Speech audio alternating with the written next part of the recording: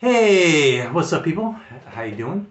I'm coming to you again from Kaposvar, my Airbnb in Kaposvar, Hungary, from my second YouTube video ever. And I thought keep this rolling. I'm on a roll here. So, anyways, welcome, and I just wanted to start do another video with the theme of starting out with my YouTube channel with the theme of life while I travel. And this one was going to be is going to be about why I traveled to Europe. The other one was why I'm starting a YouTube channel. This one is why I moved to Europe. So yeah, let's get into that. Obviously, I wanted to go over that because it was it had to be a big enough reason why I'm here. Um, but anyway, yeah. How kind of things started out was, years ago, I wasn't ever somebody that was used to traveling or taking vacations. We hadn't really done that when I was a kid. I'd been around the United States a bit, but mainly for work. So I really hadn't ever been on too many vacations or holidays in my life. So one there was a friend of mine, a really good friend of mine, that was getting married, and he wanted me to come to his wedding. I was in San Diego, and they were going to have their wedding in Boston, Massachusetts. And at the time in my life, unfortunately, to say, I'm ashamed to say, but those kind of things would be kind of like an instant no because I wasn't used to traveling, certainly not by myself. But because it really meant a lot to be there for him. It meant a lot that he asked me to be there for his wedding, and he's a really good friend of mine, and I wanted to be there for him. I said go. So that that was a huge thing for me. So I went, and I had such a great time, and it was great to. I was so thankful I could be there for him and be there at his wedding. And be in Boston, someplace new I hadn't been before. And it was such a huge, amazing experience. Just everything about it, being a new place, the people and the culture, the history, part of our history. I enjoyed all of it. It was just so awesome being in that atmosphere that it really affected me a lot. And he noticed it too. So that kind of got started things going. And then the next thing that started happening is an ex-girlfriend of mine introduced me to this guy named Rick Steves on the YouTube. And I guess he was also on TV, but I didn't see him just episodes there. But it was easy to catch his shows on YouTube. It was called like Rick Steves Europe or something like that. And I just started watching those. Started watching him every day, and it was awesome. He goes to different cities. Each episode is a different city that he's visiting, that he's showcasing, talking about. And he would talk about like the city, the history, the culture, the food, people that he met there and stuff, and just give all kinds of really cool information about it. And that was just so fascinating to me. Not just that he was in another country, but everything about that he was talking about. And then I started realizing being more interested and fascinated about all those things. About those things, but also about Europe in particular. And it suddenly it gave me a huge thirst, a huge desire to be in Europe.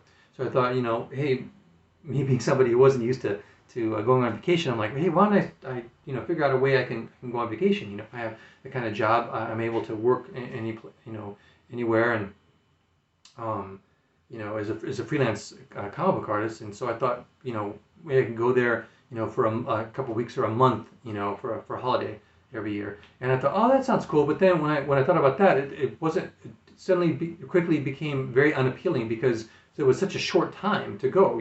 2 weeks, didn't seem all that fun, and a month didn't seem all that fun because watching all those videos, I really had a thirst to be part of the culture, be a part of the city and everything, be like a local.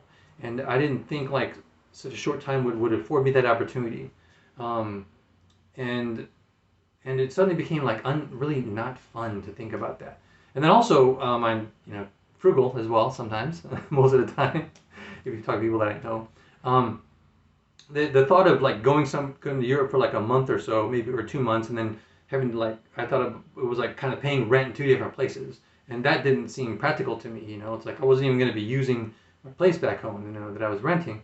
So I'm like, and then that took away from more money I could have in Europe. So when I thought about that, I'm like, no, that's just not gonna. I don't want to do that. That was also very unappealing. And but the desire to go there was so great that I had to figure out some way to do it. And so I'm figuring, well, hey, wait a second. Again, I have a job, a business that I can do anywhere in the world. So why not, if I could do it here, why not do it there? All I needed was a comfortable place to work and a Wi-Fi connection, and I can get that anywhere. And one small dream that I had when I left my job I used to work in video games, and that was the last job that I had. And and when I was thinking about leaving, I was thinking, man, wouldn't it be awesome to work like in any cafe in the city, And I did that, Ooh, big dream. But to me, that was important. So I did that, and then I realized, wait, why not, not only, it's cool to think about working in any cafe in the city, why not any cafe in the world? So that really started getting excited. Then when I started thinking about that, I'm like, I could actually do there and actually be there. I could actually be in Europe, in a European city, in a European cafe, or in a castle in Europe, or walking down the street in Europe, or in a flat or an apartment where I'd be living in Europe, working and traveling around, and experiencing all of those things. And the more and more I thought about being able to do all of that, it just was so overwhelming to me that I just had to go. So and I loved the idea of it. Just sounded so fun. And it sounded so adventurous. I love adventurous, and also it sounded so way to learn and to get out of my comfort zone and to shake things up and to learn how to adapt and being home and everything where I grew up in San Diego, I wasn't getting that, and I had already spent my life there, every nook and cranny of the city. Now it was time for someplace new. So that was so exciting to me that.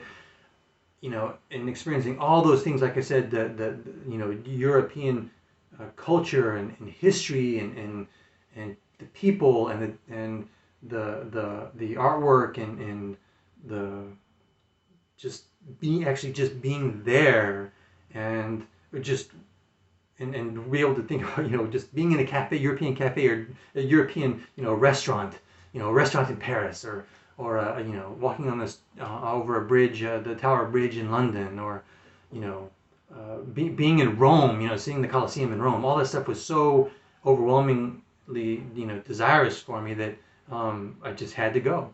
And so because of all that, that's why I decided to move to Europe. It was such a big desire, a big appeal for me that that's what why I made a decision to move to Europe. And it caused me to sell everything, get rid of everything I had, and go. So that was big enough for me to go, and it's big enough for me why I continue to travel around, because I still have that feeling, that the thought, the desire to be able to still experience all that and travel around and do that. So that's why I still travel around. But anyways, that's pretty much it. That's all I wanted to share for this episode. I wanted to share, since I'm starting my new channel, kind of a beginning kind of start off video about why I packed up everything and moved to Europe. Anyways, hope you enjoyed it, and hopefully next time I'll start getting out and sharing the experiences while I'm here in Hungary, and start filming that. That'll be pretty soon. Tomorrow we're planning on going to Lake Balaton for the first time, and yeah, I'll start want to start sharing some of those videos. But anyways, this was talking about why. So anyways, all you all out there, have a great rest of your week, and I hope I'll catch you in the next video. Ciao.